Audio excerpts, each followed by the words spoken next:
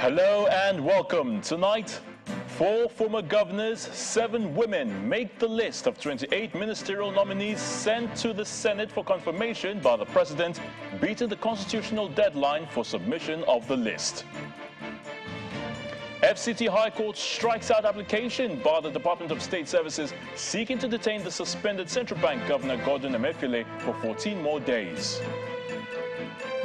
Former Secretary General of the Commonwealth, Chief Emeka Anyako, calls for strengthening of Nigeria's border in the aftermath of the coup d'etat in Niger Republic. And Niger Republic Army Command declares support for the coup by soldiers of the Presidential Guard, says its priority is to avoid destabilizing the country.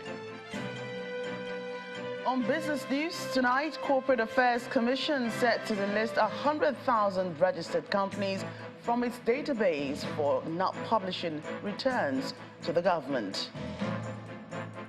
On sports news tonight, coach Randy Wardrum wants the Super Falcons to do more after the team stunned co-host Australia 3-2 in one of the biggest shocks of the Women's World Cup so far. From Abuja, the nation's capital, the United Nations describes the living conditions of internally displaced persons in Benue State as the worst in Nigeria and the world.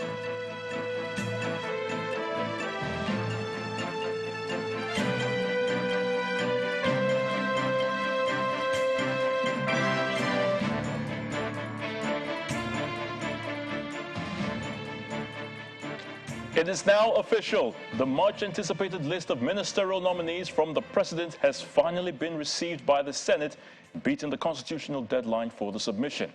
President of the Senate, Senator Godswill Akpabio, read the list of 28 nominees, which include 4 former governors, Nyesom Wike, Nasir El-Rufai, Senator Dave Umahi, and Abubakar Badaru. The list also contains 7 females, Dr. Betta Edu, Dr. Doris Uzoka, Honorable Nkiruka Onyejocha, Mrs. Hanatu Musawa, Honorable Stella Okotete, Mrs. Iman Ibrahim, and Honorable Uju Kennedy Ohaneye. Our correspondent, Linda Kigbe, tells us more.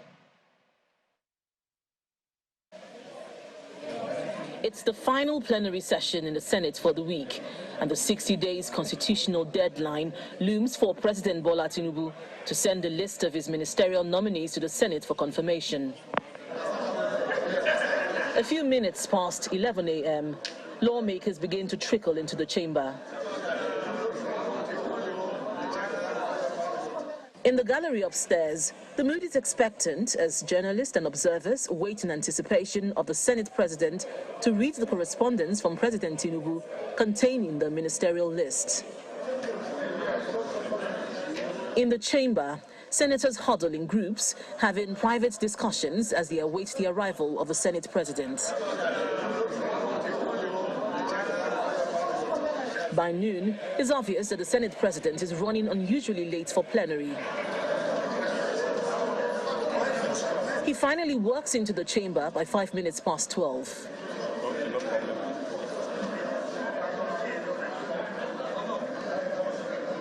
A few minutes into plenary, the Senate Majority Leader calls for an executive session. Nearly 30 minutes later, the executive session ends. The Senate Leader thereafter asks the upper chamber to suspend its rules to allow President Tinubu's Chief of Staff entry into the chamber. Former Speaker of the House of Representatives, Right Honorable Femi Gbajabiamila, be admitted into chamber to deliver, and being specific, it is the ministerial list from Mr. President. Thank you, sir. I so move.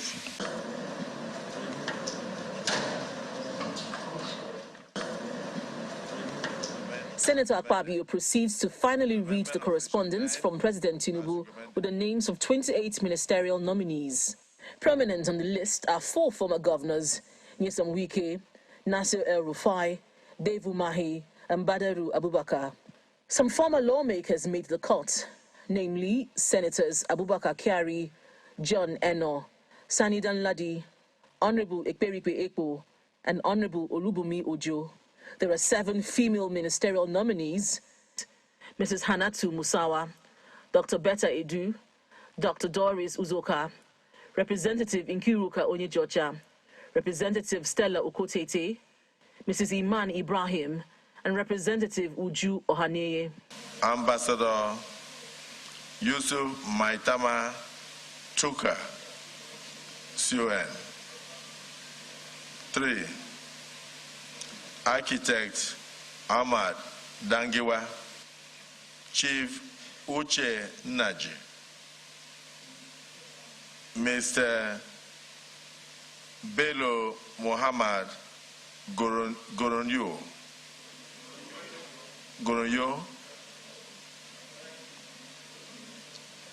18. Mr. Dele Alake. While the Senate waits to receive the additional nominations, some lawmakers share their thoughts on the ministerial nominees and what to expect from the upcoming screening exercise. I am very highly impressed because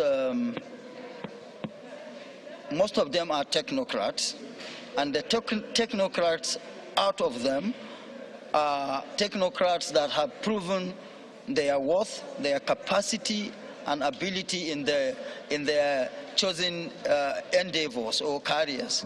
We just got 28 names, and we're expecting more. So we believe that between now and Monday, we should be able to get the complete list. But we're going to make do with the 28 that we have. So we have just called for their CVs, because we don't have any of their CVs. So I believe that by this weekend, we'll have the CVs. We're expecting to see the people come before the Senate for screening.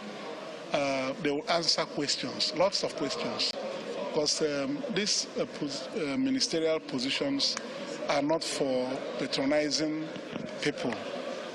We are looking at those who will be able to serve the Nigerian people. The Senate president did not disclose when President Bola Tinubu will send the remaining names of the ministerial nominees. But the screening of the 28 nominees is expected to begin on Monday, July 31st. From the National Assembly, Linda Akibe, Channels Television News. Meanwhile, in the lower chamber of the National Assembly, the Speaker of the House of Representatives, Honorable Tajuddin Abbas, has unveiled the chairmen of the 134 standing committees of the House. Before reading out the names of the chairmen and their deputies, the Speaker urged them to see their responsibilities as national assignments for the growth and development of the country, as Nigerians expect a lot from them. He later announced the adjournment of the House for 6 weeks. Appropriation Committee, we have Honorable Abubakar Bichi as the chairman, Honorable Idu Igarwe, PDP Ebonyi, as his deputy. Constitutional Review, Honorable Benjamin Kalu,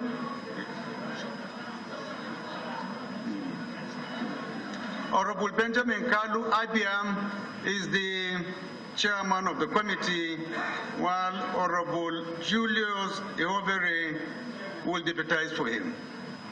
Committee on Works, we have Honorable Akin Alabi as the chairman, while Honorable Architect Usman Banye as his deputy. Niger Delta Development Commission, NDDC, we have Honorable Ibori Suenu as the chair, while Honorable Jafuru Leko will be the deputy. Committee on Finance, we have Honorable James Faleke as the chairman, while Honorable Seydou Musa Abdullahi as the deputy. Ecological Funds, we have Honorable Aminu Jaji as the chairman, while Honorable Oyedeji Najimdin Oyeshina as the deputy. Federal Capital Territory Committee, we have Honorable Mukhtar Betera as the chairman, while Honorable Chinedu Imeka Martins as the deputy. To political matters, the immediate past governor of Kano State, Mr. Abdullahi Ganduje, says he will reform the ruling party in line with the nation's current realities. The former governor stated this in Abuja while playing host to members of the National Integrated Movement and APC support group ahead of the official announcement of his appointment as the national chairman for the All Progressives Congress. Mr. Ganduje also expressed disappointment with the resignation of Mr. Salihu Lukman as the national vice chairman northwest of the party.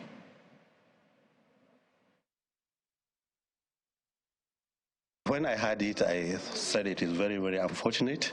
He shouldn't have resigned because he was only informing members of the public about his opinion. And that is all what democracy is. But since he has resigned, I think it's unfortunate, but I still believe having different views, different opinion in a political party is not an offense. Internal democracy, deepening and widening consultation, and also try to make the party functional throughout the year, not only during election time. More reforms will be introduced, and I believe we are taking this party to the next highest level, because political party is an institution of democracy, is the backbone of any government. We are to harness the demand of the people and make it the government agenda. Meanwhile, ahead of the November governorship election in Imo State, the candidate of Action Democratic Party, Mr. Kachi Nwoga, is advocating the need for effective security that will guarantee the protection of lives and property in the state and the entire southeast. Mr. Nwoga says although the primary responsibility of any government is the protection of lives and property, citizens have a role to guarantee the provision of security in the state and in the country as a whole. He was addressing a news conference in Abuja. Every Nigerian can tell you is that Imo needs to be secured. And that is the first business of anybody who is governor or wants to be governor of Imo State. But by the way, the first responsibility of government is to secure life and property. And we have a challenge in Imo State, but it's not insurmountable. It's something we know we can do something about. So the first thing Dr. Kachi Nwoga will do as governor of Imo State is to take responsibility of the security of Imo State. It's assumed that that should be natural, right? But the point is this: if you are the chief executive of a state and you continue to outsource the job by pointing and accusing fingers, oh, this person is responsible, this group is responsible, that group, it means you have outsourced that responsibility. I won't outsource it. I will take it. The bulk will stop on my table. To the judiciary, Justice Hamza Muazu of the FCT High Court Abuja has struck out an application filed by the Department of State Services to secure an order to detain the suspended Central Bank Governor, Mr. Godwin Emefiele, for 14 more days, based on what they refer to as fresh evidence they have uncovered. The application, which was quietly filed by the lawyers from the service on Wednesday, came up before the vacation judge today. The judge struck out the application for being an abuse of court process and for lack of jurisdiction.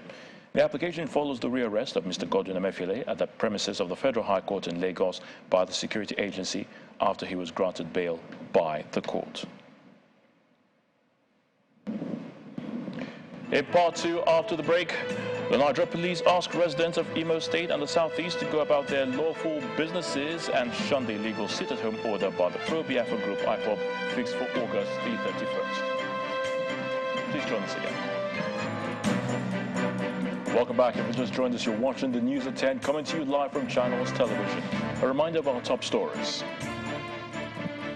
4 former governors, 7 women make the list of 28 ministerial nominees sent to the Senate for confirmation by the President, beating the constitutional deadline for submission of the list. FCT High Court strikes out application by the Department of State Services seeking to detain the suspended Central Bank Governor Godwin Emefiele for 14 more days.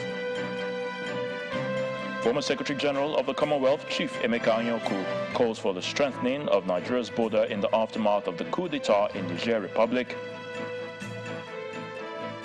And Niger Republic Army Command declares support for coup by soldiers of the Presidential Guard, says its priority is to avoid destabilizing the country.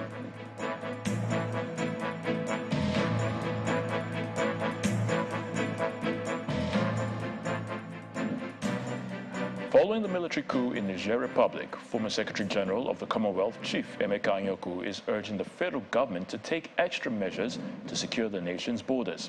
Chief Anyaoku stated this during the annual Conference of Foreign Relations Professionals in Abuja, where former South African President Thabo Mbeki also advocated stronger ties among AU members.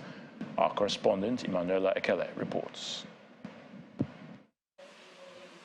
The former Secretary General of the Commonwealth, Chief Emeka Anyaoku, the Sultan of Sokoto, His Eminence Muhammad Saad Abubakar III, headlined the 5th annual conference of the Association of Foreign Relations Professionals of Nigeria in Abuja. The theme of the conference is Foreign Policy and Governance, the Ideals of Democratic Governance with Africa in Focus. At this junction of our democratic trajectory and rapid advancement of globalization, our government cannot afford to neglect the training of the relations of production at our national frontiers. We know for a fact that there already exists sufficient documentation of foreign policy crafting and practice. The recent expert codification of our foreign policy trust is a testimony to this fact.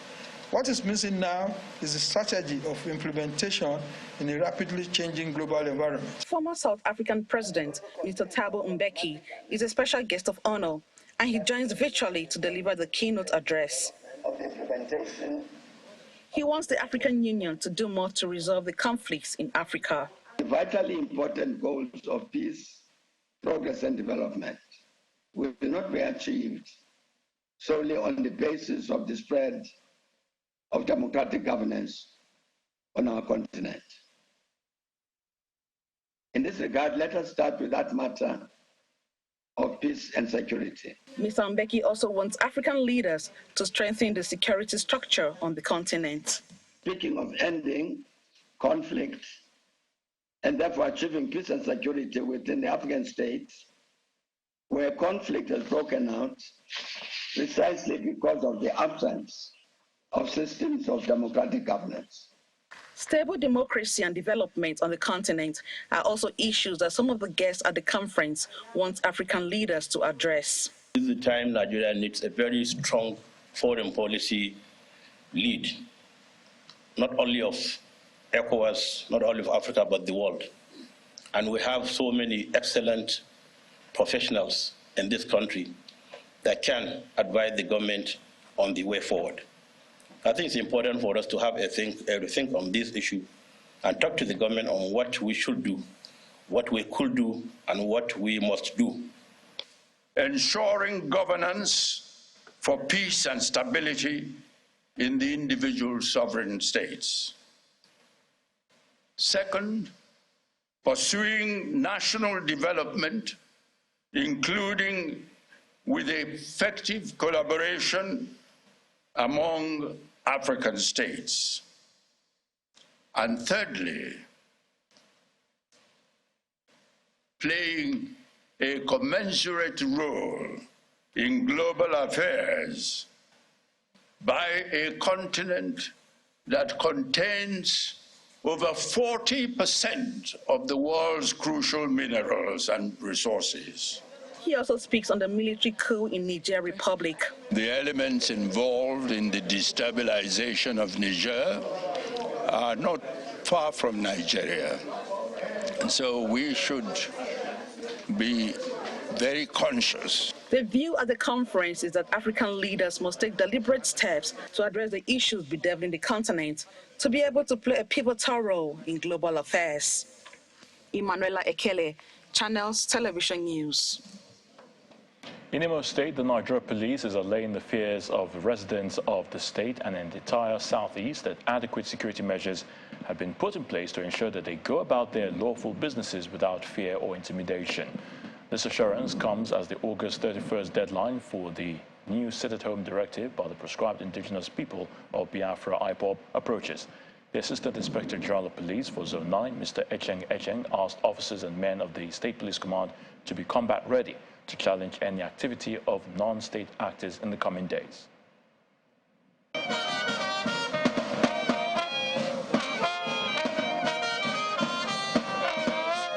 Officers and men of the Imo State Police Command are on ground to receive the new Assistant Inspector General of Police in charge of Zone 9, Mr. Echeng, as he visits the State Command for the first time since assuming office as AIG.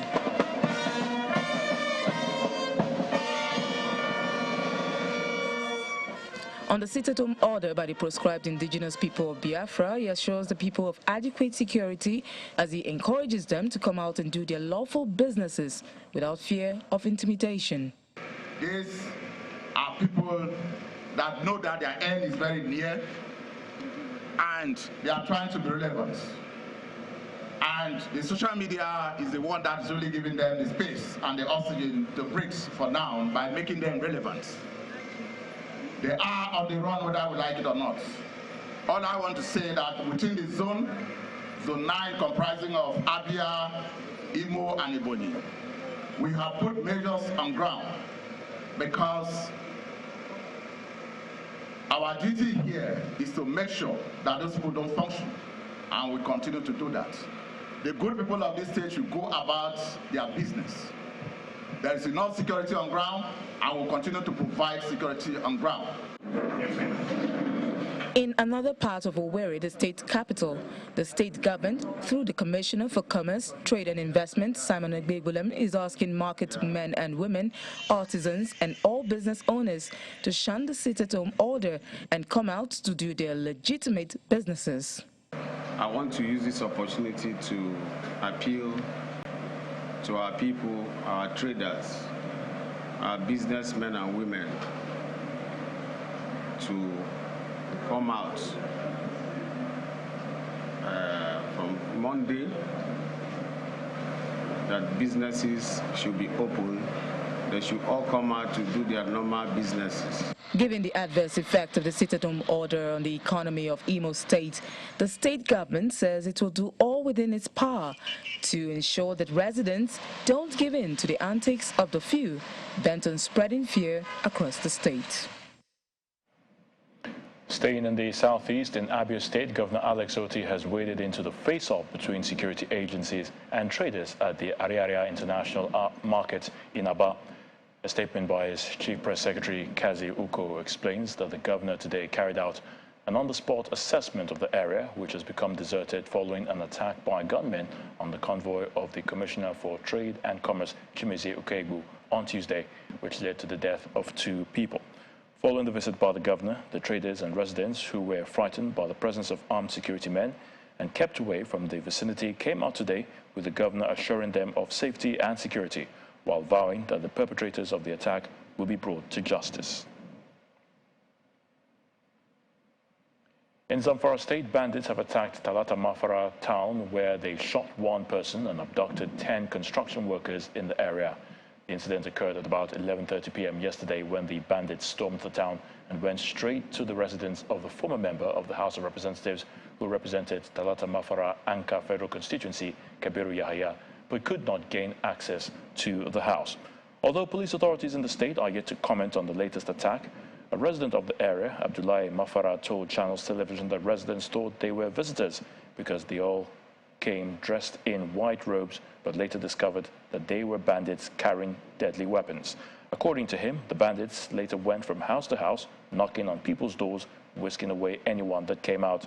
Speaking further, Abdullahi Marafa said the residents put out a distress call to the troops, who responded swiftly and engaged the bandits in a gun duel, which forced them to flee the town.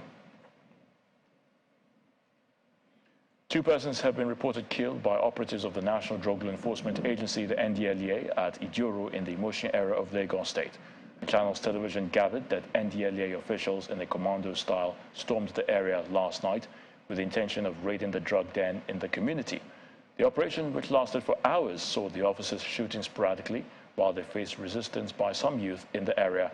In the process, stray bullets from the operatives hit at least 2 persons in that community.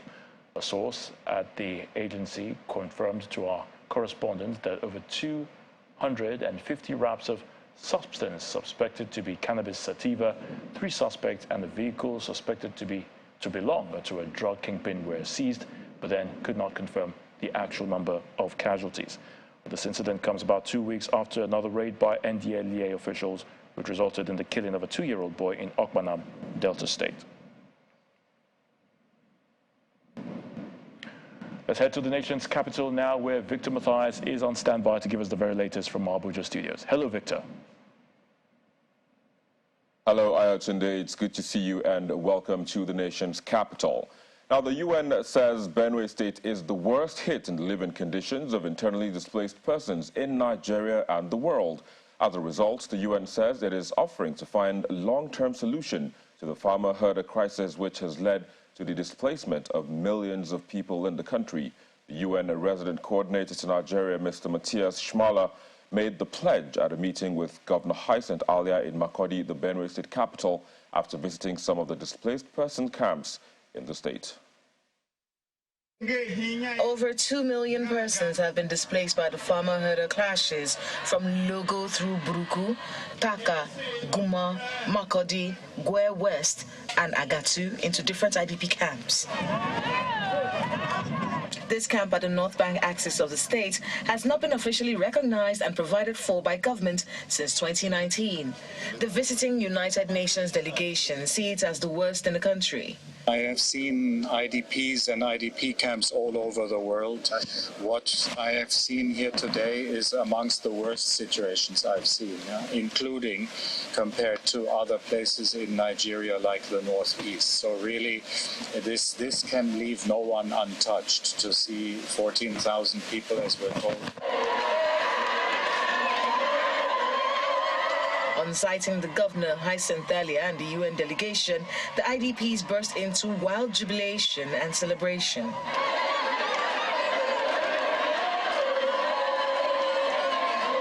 The visitors toured the shanties used by the IDPs as shelter in the last 4 years.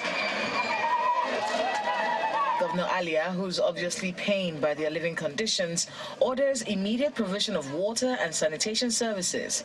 He also welcomed help from the United Nations. No schools, and you just see the number of children that are roaming around, in their hundreds. There's no water. There are no toilet facilities. So it's like just sitting on a time bomb. For infectious diseases to have an outbreak. After visiting Mbawa and Okuyam IDP camps, the team heads into a meeting with Governor Alia at the government house, where it expresses concern about the humanitarian crisis in Benue. Just now, when I visited some of the so-called IDP camps last year, and you just mentioned you're discovering new ones. There are numerous, I'm told over 100. There are obvious humanitarian needs to link to that. I said last year that some of the conditions I witnessed in the so-called IDP camps were worse than what I saw in Benue in terms of IDPs. So there are obvious humanitarian needs, and we are ready to assist you in meeting those if we can and if you want. He follows up with an offer for a long-term solution to address the cause of the conflict. Was made very aware of the challenges around what many people refer to as the farmer-herder conflicts that are not only happening here in Benue State, but across the region and other states. So, as I have shared with you, the UN was originally established to be an institution that contributes to peacemaking and upholds global values around peace. So our offer is to support you, if you want, in addressing the root causes of the violence and the conflicts that you are seeing. Governor Alia wholly welcomed the United Nations offer and directs all relevant agencies to cooperate with the UN systems to ensure the resettlement of Benue IDPs becomes a reality. And outside the shores of the country, the Vice President, Senator Kashim Shettima, has restated the determination of the Tinubu administration to revive the aluminum smelter company of Nigeria, Alscan. Senator Shettima stated this today at a meeting with the management of Russian aluminum company UC Russell and other stakeholders in the project on the sideline of the ongoing Russia-Africa Summit in St. Petersburg, Russia. According to a statement from the Vice President's office, Vice President Shettima joined other African leaders at the Russia-Africa Economic and Humanitarian Forum declared open by Russian President Vladimir Putin. According to the statement, President Putin noted in his opening remarks that the potential for trade and economic cooperation between Russia and African countries is much higher than the trade turnover of US $18 billion seen in 2022. Now, public hospitals in the Federal Capital Territory are feeling the absence of residents who are on industrial action to press home their demand. A visit to some of the health facilities shows how the hospitals are coping in the absence of the doctors, who are considered a critical part of the workforce in most of the facilities. Meanwhile, the president of the Nigerian Association of Resident Doctors, Dr. Emeka Oji, maintains that there is no going back on the strike. Our correspondent Benue reports. It's the second day of the industrial action by the Nigerian Association of Resident Doctors, and the National Hospital in the Federal Capital Territory is in full operation. Workers are attending to patients, albeit without the required assistance of resident doctors, who form the bulk of their workforce. Our clinics are running because the consultants are there, which you can confirm as I talk to you. The laboratory, the nurses are on ground to also do their work. But we should note that the resident doctors are bulk of doctors in Indian hospital. Definitely we have a gap. Can confirm that there will be a gap in terms of the support, the consultants, their seniors, and they're not on ground to do that. The striking doctors are demanding the implementation of the one-for-one replacement policy for healthcare workers, the immediate payment of all salary arrears, and the implementation of the consolidated medical salary structure. An earlier ultimatum by the association expired on July 19, and negotiations with the government is not making headway. We have been on most of these issues for a long time now, and all we've been getting from government is the usual promises. But this time around, our members feel that these issues have been prolonged and already is leading to death of our members and making them to break down because of the enormous work they are expected to do. The president of the association also speaks on the best way to resolve this situation. The government has got to take a stand on whether they want to address the challenges in the health sector. We don't want the usual rhetorics. If they want to address the challenge, everybody knows, even they know what the challenges are, but the issue is, are they willing to address it? Okay, and we expect the citizens of this country to understand that what we are fighting for is for them. Politicians will always have their way. If they need health care services, they can go, they have the means and the resources to get it anywhere outside the country.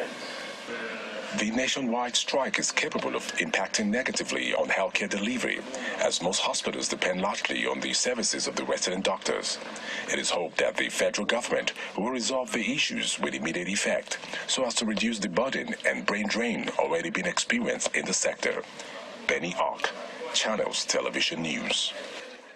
Now, a coalition of civil society organizations and political parties are calling on the Nigeria Labour Congress to shelve its planned nationwide strike, saying such will compound the problems of Nigerians. The national coordinator of the coalition, Mrs. Lillian Ogbole, says the oil subsidy regime can no longer be sustained as it constitutes a source of monumental corruption and a clog in the wheel of the nation's progress in the last 45 years. She was addressing a news conference in Abuja.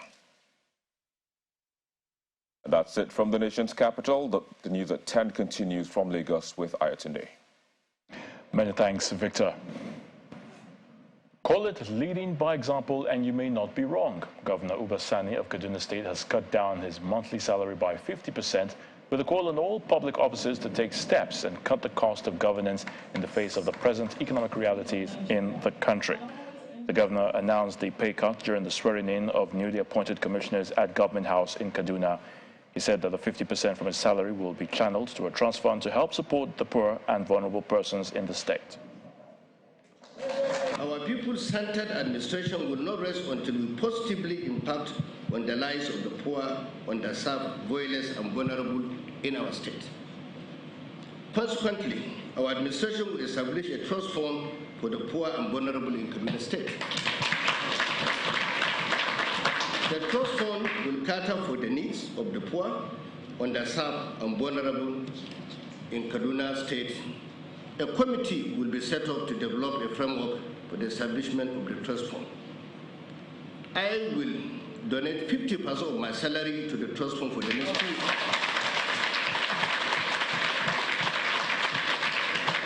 This is part of my sacrifice toward reducing the cost of governance in Kaduna State and to better the lives of the poor, underserved, and vulnerable in our state. As commissioners, you carry a big body. The formulation and effective implementation of policies and programs of government rests on your shoulders.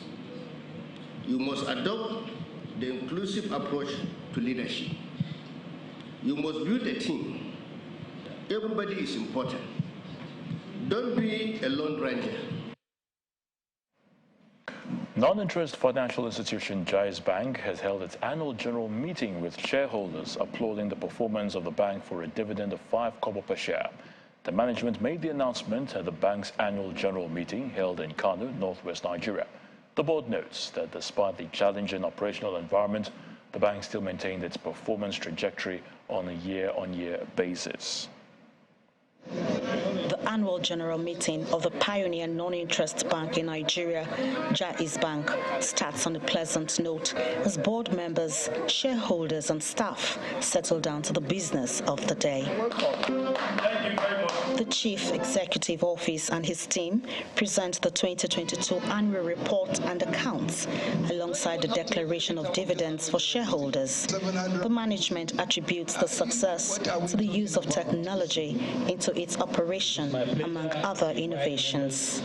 You see, in there, you look at the profitability has grown up, the dividend, because any shareholder is always after the dividend, even though that is not the key thing, but the dividend has moved from 4 kobo to 5 kobo, which represent about 25% increase. So this is all a highlight. A young bank that started with 3 branches, and alhamdulillah, now we're talking of 47 branches.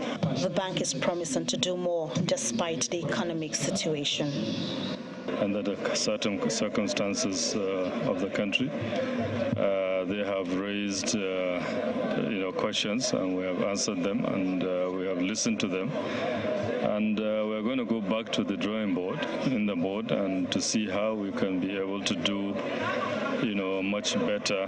The major sources of our success is the customer focus, customer centricity, the innovation. We have new products, the SME, that is the medium, small and micro enterprises.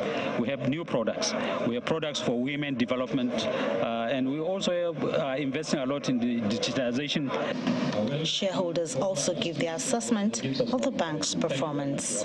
For us as shareholders, we are very delighted because Jais Bank has been growing, rapidly, and then of course they are the bank that have been consistent now in dividend payment, growing their asset base and equally growing in terms of their profitability. In an economy that has been shrinking in a very difficult year, but the bank still was able to, achieve this type of, profit.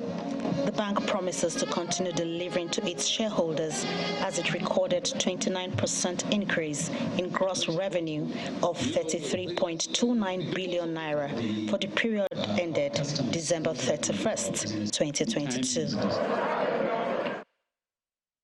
It's time now for some business news with Joka Rogers.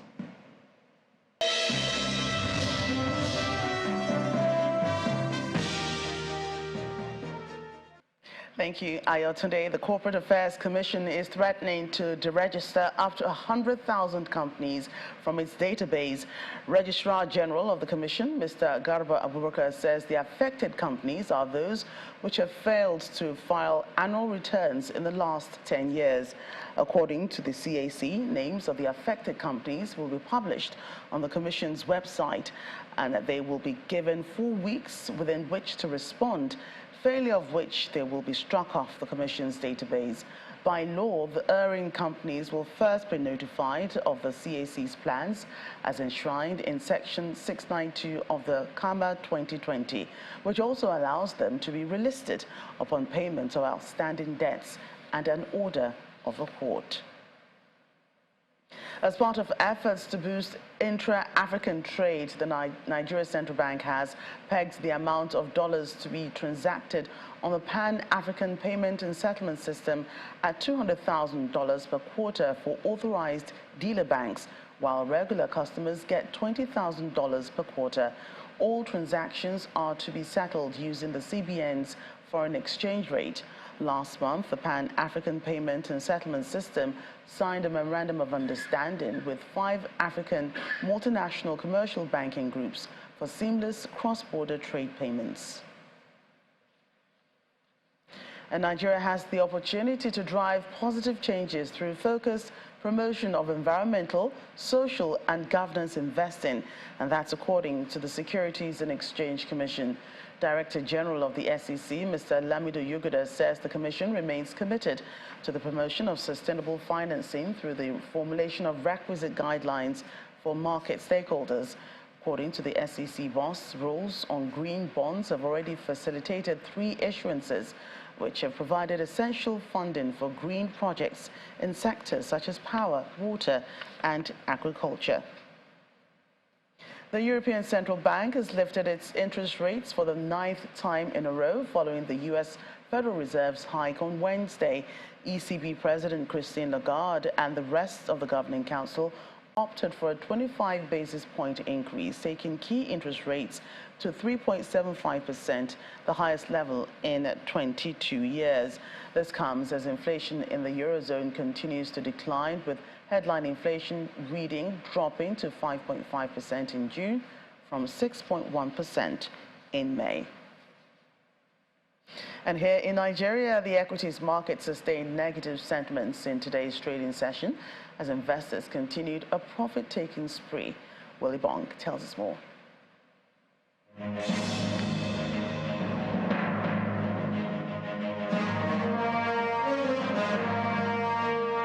Welcome to the Stock Market Report. It's another day for fast money traders at the NGX.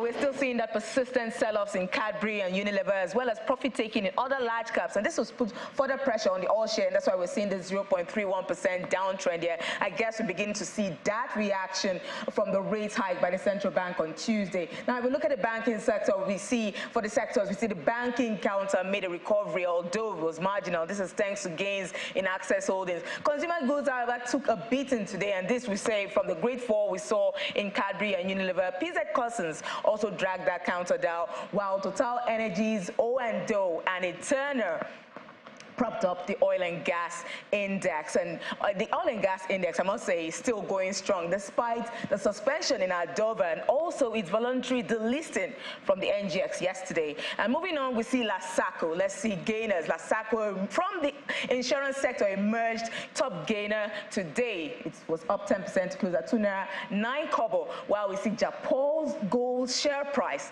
depreciating today by 9.91%, close at 1 naira. It's the penultimate trading day tomorrow for the month of July before August. Let's see if the bull still has the muscle to battle. And that's the Stock Market Report. I'm Will Ibong. That's business news tonight. Aya today has the rest of the news at 10. Thank you, Joke. Niger's President Mohamed Bazoum is defiant amid pro-coup rallies as he vows to protect the country's hard-won democratic gains. This comes as the army command throws its weight behind the coup. Here's Simon Pusey with more on this and other international stories in Around the World in 5. Good evening and welcome to the channel's studios here in London with your international news around the world in 5. Niger's army command has declared its support for a coup carried out the previous day by soldiers of the Presidential Guard, saying its priority was to avoid destabilizing the country.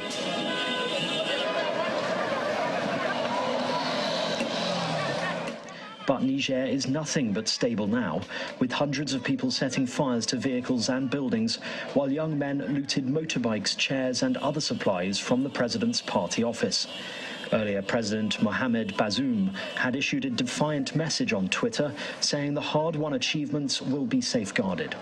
Trouble began early on Wednesday when troops from the Presidential Guard took him captive.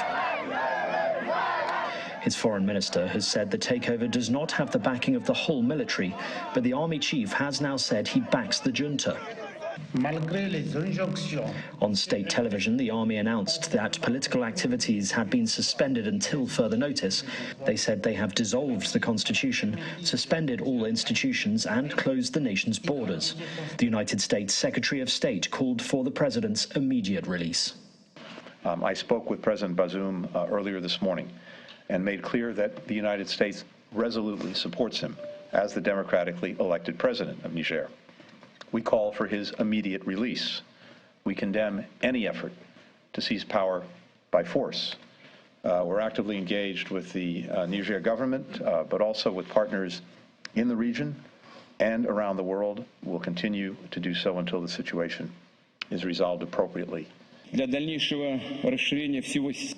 The Russian president has told African leaders at a summit that Moscow is ready to work with them on the development of their finances and to use regional currencies for trade payments. In a speech at the summit, Vladimir Putin said Russia was interested in deepening ties with the continent and was confident it could radically increase trade. He also said that Russia was counting on the African Union obtaining full membership of the group of 20 nations, comprising most of the world's largest economies, in September.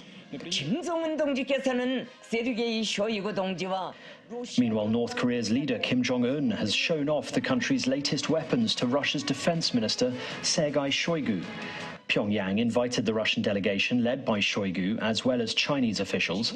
They attended Pyongyang's celebrations of the 70th anniversary of the Korean War armistice, marked typically by massive military parades. The nuclear-capable missiles were banned under UN Security Council resolutions adopted with Russian and Chinese support.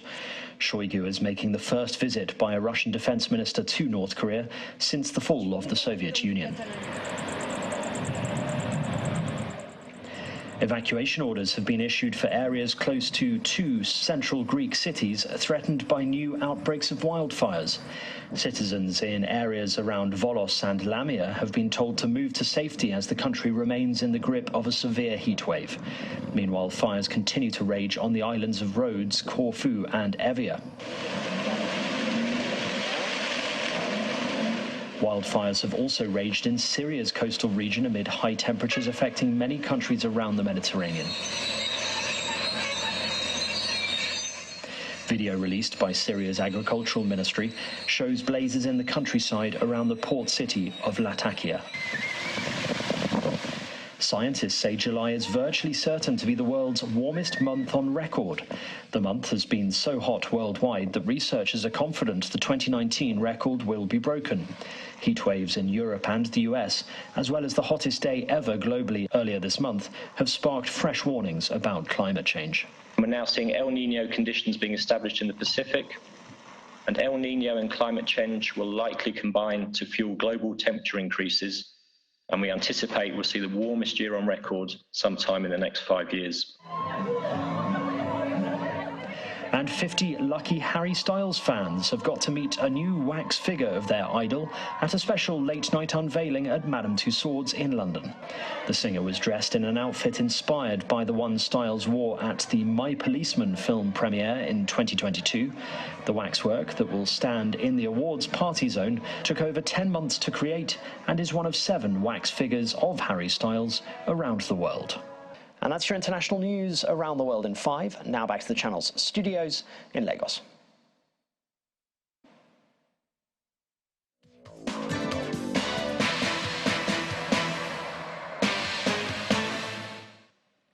Thank you, Simon. Welcome to Sports News. Super Falcons coach Randy Waldrum has admits that he is relieved after his side stunned co-host Australia 3-2 to brighten their chances of reaching the last 16 at the FIFA Women's World Cup. Waldrum, who commended the winning mentality in the team, says there is work to do ahead of the final group game against already eliminated Ireland on Monday.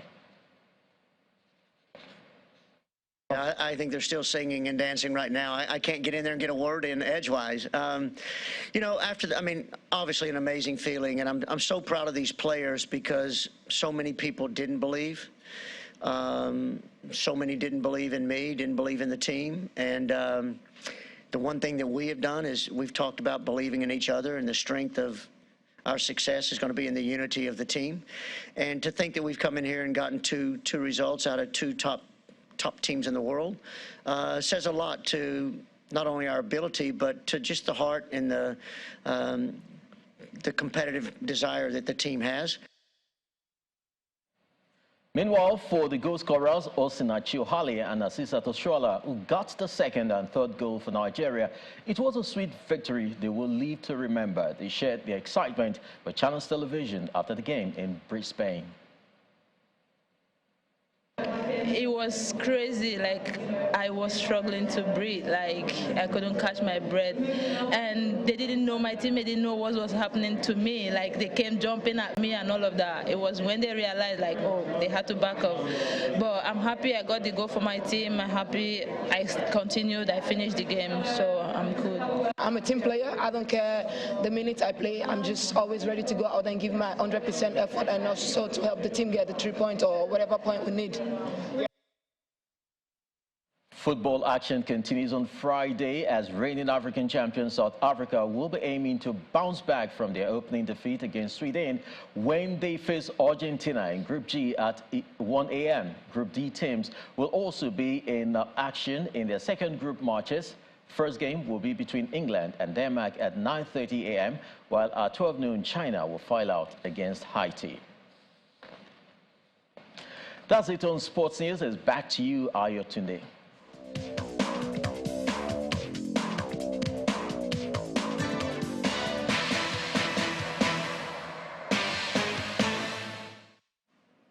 Many thanks, Chris. And the main news again. President Bola Tinubu today submitted the list of 28 ministerial nominees to the Senate for confirmation. The list, which contained 4 former governors and 7 women, among others, was sent to the Red Chamber just before the expiration of the constitutional deadline. The FCT High Court has struck out an application by the Department of State Services seeking to detain the suspended CBN Governor Godwin Emefiele for 14 more days. And the United Nations has described the living conditions. And that's the news at 10. Many thanks for watching. I'm Ayotunde Balako from all of us here. Do have a good night.